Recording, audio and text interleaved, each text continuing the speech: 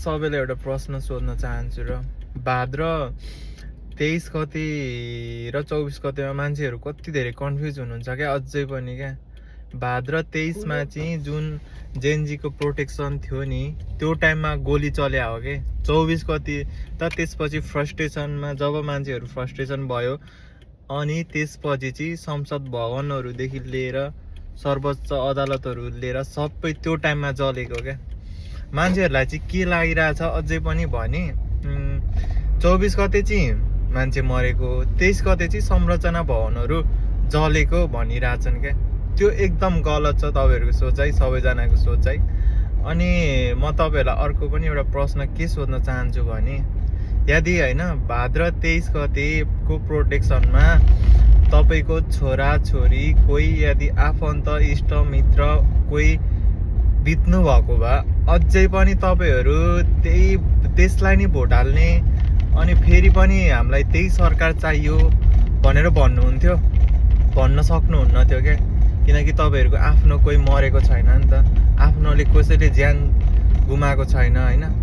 तपाईँलाई त यति पनि थाहा छैन कि कसैको त एक्लो छोरा थियो होला, कसैको त आमाको कोखै तपाईँहरूले रित्याइदिएर त्यस्तो गर्दा पनि अझै पनि तपाईँहरू कन्फ्युजमा हुनुहुन्छ क्या। अझै पनि तपाईँहरूलाई लागिरहेछ कि ओहो पुरानै दलहरूले गर्छ, पुरानै सरकारहरूले गर्छ।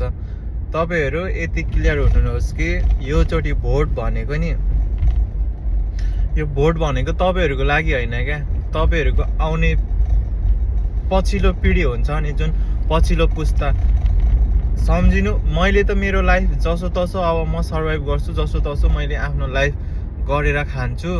तर मेरो पछि आउने मेरो छोराछोरीहरूले उनीहरूलाई अप्सन चाहियो क्या। मतलब अप्सन भन्दा अपर्च्युनिटी चाहियो क्या।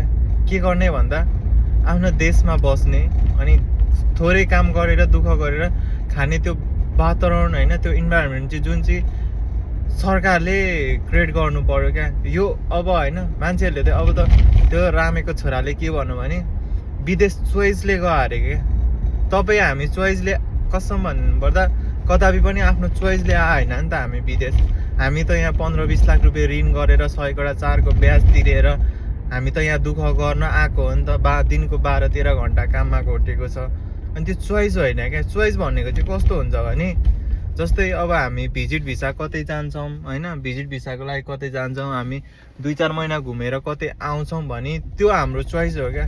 तर 15-20 लाख रुपियाँ तिरेर अरूसँग साउसँग ऋण मागेर अनि हामी अर्काको देशमा 12-13 घन्टा काम गर्नु त्यो हाम्रो नट अ चोइस हो क्या। हाम्रो यो भनेको चाहिँ बाध्यता हो क्या। हामीसँग कुनै अप्सनै छैन क्या। यति नगरी त हामीले के गर्ने क्या। घरमा बाबुआमा बुढा छन्, उनीहरूको औषधि उपचार गर्नु पर्यो, आफूलाई पनि हेर्नु पर्यो। सो त्यही भएर योचोटि चाहिँ हामी सबैले परिवर्तन जरुरी छ। अनि यदि यो सरकारले गर्छ भन्ने पनि होइन क्या। यदि हामीले जिताएर कुनै टाइमको लागि ल 5 वर्षकै कार्यकाल हेऱ्यौँ भने पनि हाम्रो लागि त एकदम बेस्ट हुन्छ नि त। किनकि जति पनि सरकारहरूको हेरिरहेछौँ हामीले नहेरेको होइन, कसैले नगरेको देखेको त होइन नि त। सो त्यही भएर चाहिँ अहिले हाम्रो सबैजना होइन बुवा मम्मी इष्टमित्र छरछिमेकीले के बुझ्नु भने तपाईँहरूको छोराछोरी मरेको भए तपाईँ के त्यसै गर्नुहुन्थ्यो। सो त्यही भएर योचोटि चाहिँ एकदम परिवर्तन छ पार्टी होइन। सो त्यही भएर ल बुढी भोट केमा? भोट माटोमा।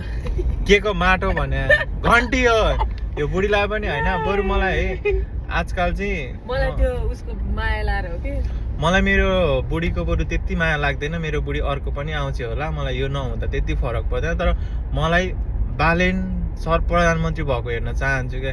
किनकि बुढी त म दुईटा पनि बिहे गर्न सक्छु, केही मतलब भएन। तर प्रधानमन्त्री भनेको चाहिँ बालेन एकजना हुनु पर्यो, उहाँलाई दिनु पर्यो क्या। उहाँले देश जेसुकै गर्नुहोस्, या अमेरिकालाई बेच्नुहोस् या जेसुकै गर्नुहोस् होइन, या लुसिफर या युक्रेन जे होस्, तर एकचोटि चाहिँ बालेनलाई प्रधानमन्त्री भएर हेर्नुहोस् होइन। आज होइन भोलि होइन, तर एक दिन के जति यो जसरी चेन्ज भइरहेछ नि हाम्रो नेपालमा भ्रष्टाचारी गर्नेहरू अब डराउँछ नि त। सो त्यही भएर चाहिँ एकचोटि भोट जय घन्टी। हामीले त हाम्रो फ्यामिलीलाई कन्भिन्स गरिसक्यौँ होइन। यदि मेरो फ्यामिलीबाट यदि मेरो रिलेटिभबाट कोही अझै पनि घन्टीको विरोध गर्छ भने चाहिँ त्योलाई चाहिँ मेरो लागि गर्छु। सधैँहरूका लागि सक्यो जत्तिकै हो क्या म कुन दिन होइन त्यस्तो मान्छेहरूको लागि चाहिँ म तक्लु गरेर तिनीहरूको क्रिया पनि गरिदिनको लागि रुखमा रुखको लागि त्यति गर्न सक्छु क्या अनि यसको त न दिमाग छ यसलाई न टेन्सन छ के त छ त होइन सो त्यही भएर चाहिँ अब परिवर्तन जरुरी छ तपाईँ हामीले गर्ने हो मलाई के भनिस् रे मलाई बरु बुढी नभए हुन्छ मलाई बालेन चाहिँ प्रधानमन्त्री भएको हेर्न मन छ ल। यो बोली सुन्नु है यस्तो मान्छेहरूलाई चाहिँ होइन हामी बाइकटै हान्छौँ किनकि हामीलाई परिवर्तन चाहियो हामीलाई देश बनेको चाहियो क्या सो है सबैजनाले योचोटि चाहिँ सोच्नु होला थ्याङ्क यू अबाउट है सो त्यति भन्दै होइन यो चाहिँ सानो क्लिप्स सबैलाई यदि मन पर्दैन थाहा छैन तर यो चाहिँ एउटा सन्देशमूलक भिडियो हो सो सबैले केयरफुल्ली लिसन है लिसन ल भन्दै आजलाई चाहिँ बाई बाई भन्न चाहन्छु।